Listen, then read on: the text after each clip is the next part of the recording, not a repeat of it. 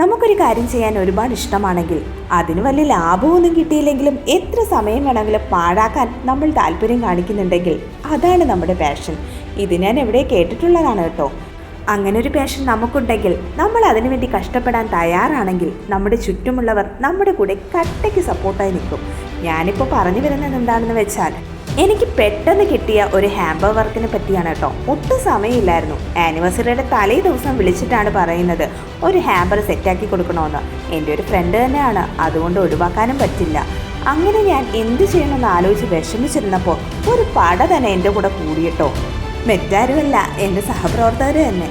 അപ്പം തന്നെ ഞങ്ങൾ പോയി ഞങ്ങളുടെ മാനേജർ ജിജേട്ടനോട് പെർമിഷൻ ചോദിച്ചിട്ട് ക്ലിനിക്കിന് തൊട്ട് താഴെയുള്ള ആപ്പിൾ ബൗട്ടിക്കിൽ പോയിട്ട് എനിക്കിഷ്ടപ്പെട്ട കുറേ ഡ്രസ്സുകളുടെ ഫോട്ടോ എടുത്ത് അവന് അയച്ചു കൊടുത്തു കേട്ടോ. അങ്ങനെ അതിനകത്ത് നിന്ന് ഒരു ഡ്രസ്സ് അവൻ സെലക്ട് ചെയ്തു.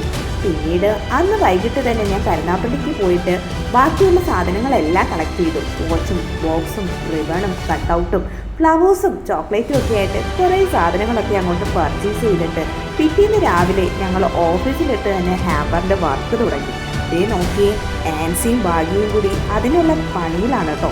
അങ്ങനെ ആ ഒരു ഹാമ്പർ മൊത്തത്തിൽ സെറ്റാക്കിയത് ഞങ്ങൾ 3 പേരും ചേർന്നിട്ടാണ്. അതിൻ്റെ വർക്കൊക്കെ ഏകദേശം ഫിനിഷായി കഴിഞ്ഞപ്പോൾ ഞങ്ങളുടെ ഗോകുലിൻ്റെ അനുവിൻ്റെ ഊടമാണ് കേട്ടോ അടുത്തത്. അവരാണ് ഈ ഒരു ഹാമ്പറിൻ്റെ ഫോട്ടോഷൂട്ട്.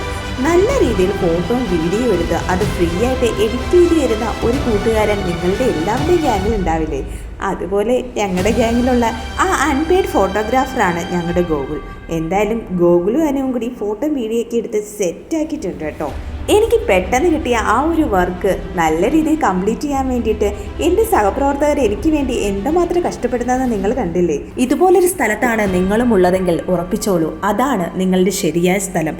അവിടെയാണ് നിങ്ങൾ നിൽക്കേണ്ടത്. നിങ്ങൾ എത്തിച്ചേരേണ്ടത് അവിടെ തന്നെ ആയിരുന്നുവെന്ന്.